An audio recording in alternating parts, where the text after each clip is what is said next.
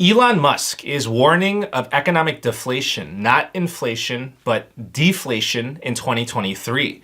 Cathie Wood is issuing the same warning to all investors, so let me know if you believe them or not. First, let me clarify what deflation is. Deflation is the very opposite of inflation.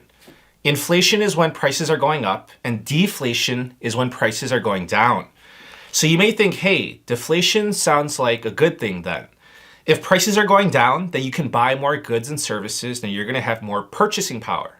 However, the problem is if prices are going down, if there's deflation, then the economy will suffer.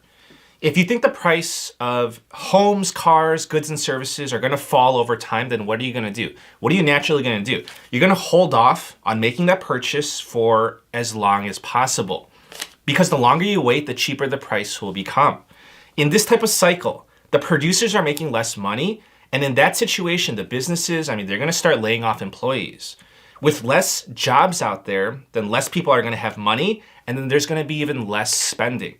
And then you're going to have this vicious negative feedback loop. The United States had a deflationary environment during the Great Depression. Demand for goods and services dropped rapidly, which caused prices to fall substantially. So many companies went bankrupt and unemployment rose. The economy went through the negative feedback loop as I described, and it was a downward spiral. Okay, that was the educational part. Now let's talk about what's going on right now. The Federal Reserve is raising interest rates higher. We all know that. The goal is to slow down the economy so that inflation comes down. Interest rates have gone from basically close to zero at the start of the year to 3.25% today.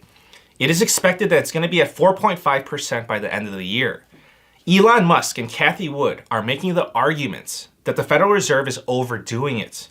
They're saying that raising interest rates any higher will decrease demand so badly that we're going to see deflation. Elon Musk said, and I quote, "The Fed is raising rates more than they should. I think they'll eventually realize that and bring it back down again." So Musk said that the price of copper and other commodities have fallen from their highs. So Musk is specifically referencing copper because all electric vehicles require a substantial amount of copper in their batteries, electric motors, and in their charging infrastructure. About 180 pounds of copper is in each battery electric vehicle. So EV makers, they're always paying close attention to the price of copper. Elon Musk said that Tesla is seeing more deflation than they are inflation. So I have to ask you the question, should we believe Musk? Should we be more worried about deflation instead of inflation? So maybe you don't track the price of copper, so let me show you the data to help you make your decision and you can be the judge. You're looking at the price of copper. This is per pound. This is a 5-year chart. It's currently floating around $3.50 a pound. As you can see, it's fallen from the $4.50 to $5 range. So does this look like deflation to you?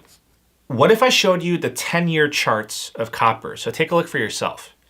Now take a look at this. This is the 40-year chart of copper. So there are certainly periods of wild price fluctuations. However, you cannot deny that it has an upward trajectory. So we see the price of copper fall over the past few months, which I highlighted in red. And then you have Elon Musk and Cathie Wood saying that deflation is coming. They're saying that it's a serious threat. So you can comment your opinion down below. Now, Cathie Wood wrote a letter to the Federal Reserve, and it was an open letter so anyone can read it. Wood wrote, "The Federal Reserve is making a mistake in its hardline stance against inflation." Wood says, "Falling commodity prices indicate that the biggest economic risk is deflation, not inflation." Within Wood's letter, she referenced various commodities and she's pointing out how they're falling in price. So I have to call her out on this one because this is hilarious to me because she's completely cherry picking her data. She doesn't even use the same reference date for each commodity. She picks the best date to skew the information to fit her narrative. It's awesome. So she uses some dates from 2020, 2021, 2022, whatever makes her argument look stronger. In defense of Cathie Wood, I'm sure she didn't write the letter. I'm sure it was just her staff, but I had to call that out. And I have to bring this up, the money, otherwise it wouldn't be fair. So why is Elon Musk and Cathie Wood telling the Federal Reserve to stop raising interest rates? Why are they calling for an easier monetary policy?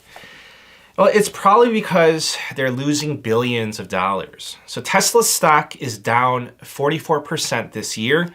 Cathie Wood's ARK fund is down 61% this year. The fund is down 75% over the past 18 months. Elon Musk's net worth fell by $130 billion. His net worth dropped from $350 billion at the start of the year to $220 billion.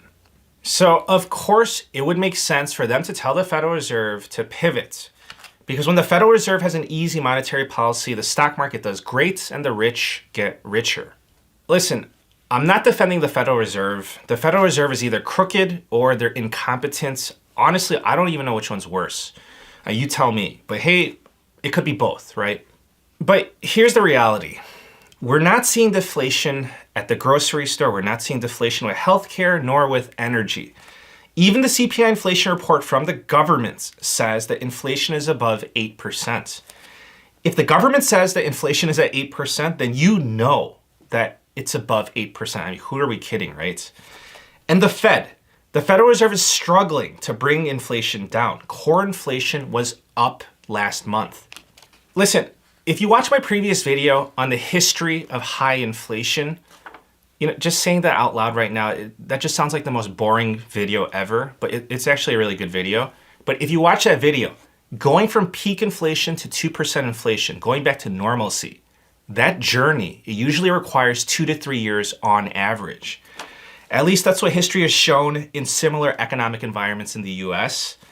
So we'll see. We'll see how this deflationary or inflationary story plays out. All right, I look forward to reading your comments. Thank you for all the support. Please subscribe, and I wish you a very nice day. Take care.